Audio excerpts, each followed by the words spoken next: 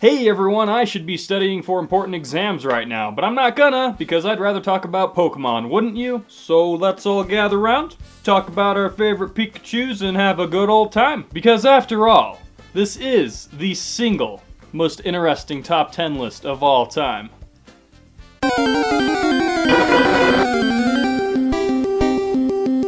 Number 10, Mantine. And before we go any further, I should probably disclaim that I like a lot of weird pokes, and Mantine is no exception to this. In my adolescence, I was very fond of sea critters, especially the manta ray. So when I found out that while trekking through the Johto region I could capture a ray-like Pokemon, I knew I had to have one on my team. He's not even that bad competitively if you want to look at him that way, as his special offense makes him very bulky. Plus, he's always wearing that goofy grin, which just flat out makes me giggle.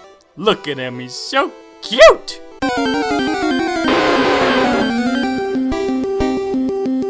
Over the course of 6 generations, there has been one sound universally loathed by Pokemon trainers. Oh my god! Not me though, cause having a Zubat means eventually having a Crowbat. And I love having me a Crowbat. He's fast, notably strong, and has a menacing look that causes fans like me to drool over his awesome design. In fact, it's his intimidating glare from Pokemon Stadium 2 that got me hooked in the first place. He just doesn't care. Crowbat don't care about your problems.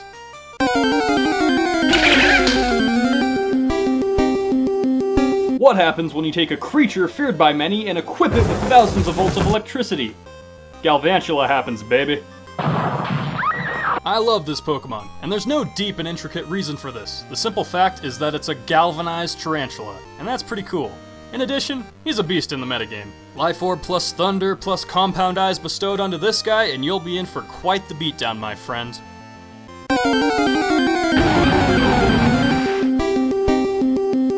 Number 7, Torterra.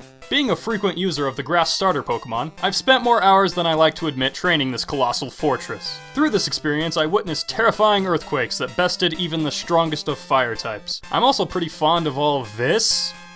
Dude's got a freaking island on his back. And his name. His name makes him sound like some sort of god. It turns out that Tort derives from the Latin prefix badass, while era comes from the suffix f your up. Who knew?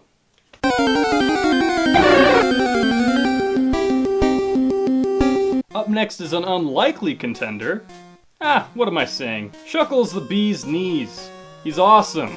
In fact, he's our new Lord and Savior. Look in here, it says so right here in black and white. Seriously though, Chuckle is pretty dope, and is a prime example of the statement, looks can be deceiving. Offensively, he's got nothing. But dude has more defense than any other Pokemon in existence, and I'm not exaggerating. This handy feature gives him the ability to stall you to death, using Toxics, Sandstorms, etc. The only downside is that once you taunt our adorable wormy friend here, he won't know what the heck to do.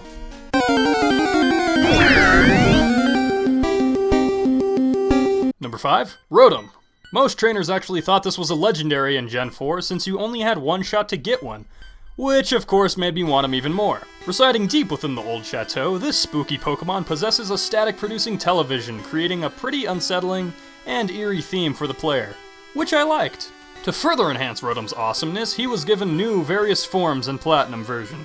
Y'all might think they're silly cause they're appliances, but they are after all possessed by a ghost, so they're justifiable as cool Pokemon. Oh, and Wash Rotom is overpowered, so there's that. Yeah.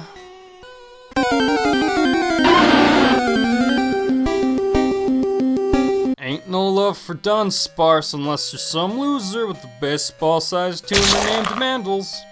That's me. I like Dunsparce. Yeah, he's not powerful or intimidating, but that's precisely the point. I love Dunsparce as a gag. Nobody, and I mean nobody, wants to get the crud beat out of them by this thing, especially by its pink shiny variation, which is another selling point for me, by the way. Use him in the metagame just for laughs sometime, and I guarantee you'll get a kick out of it if he deals some damage. I should also mention that Dunsparce was majorly difficult for me to obtain in my silver version as a kid, and for that reason, I treasured him even more.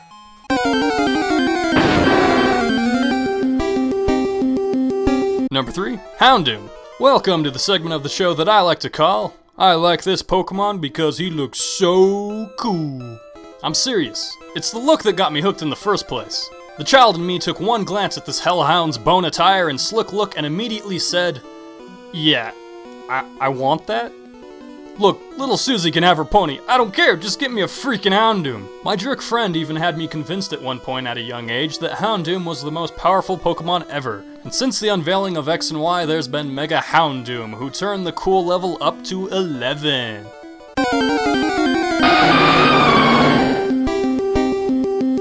Coming in at number 2 as our only legendary on this list, we've got Lugia, who is another Pokemon that I like for sentimental reasons. Dude was never mandatory to encounter in Gen 2, therefore, I could never find Lugia. For this reason, my capture of the mascot for my silver version was extremely satisfying. Almost as satisfying as that signature move of his, Aeroblast, which was so mind-bogglingly powerful at the time, my tiny brain couldn't handle the magnitude of power. Eventually, they brought Lugia into Pokemon XD Gale of Darkness, debatably one of the greatest Pokemon games of all time, and turned him into quite the eye candy, given his shadowy appearance. And he's in Pokemon 2000, a movie I loved as a kid, so yeah.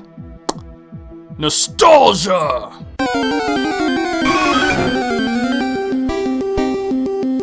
This one was a tough tie between the Blue Eyes White Dragon, Dark Magician, and Evie, but I went ahead and settled with Evie.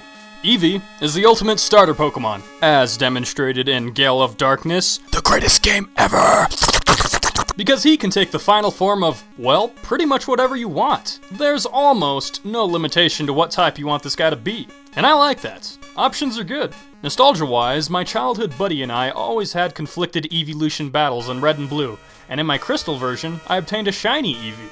And you know that far-fetched dream we've all had at one point? You know, the one where we wished Pokemon were real? Well, I always imagined myself in that scenario traversing the land with this guy, as he is the ideal companion Pokemon in my eyes. Keep in mind, guys, this is my list, and you might not agree with me. That being said, let me know what your faves are in the comment section below. Be sure to leave a like or dislike, and if you're new here, click the subscribe button if you want to see more. I do this sort of thing on a regular basis. Thanks again, guys, and have a sexy day.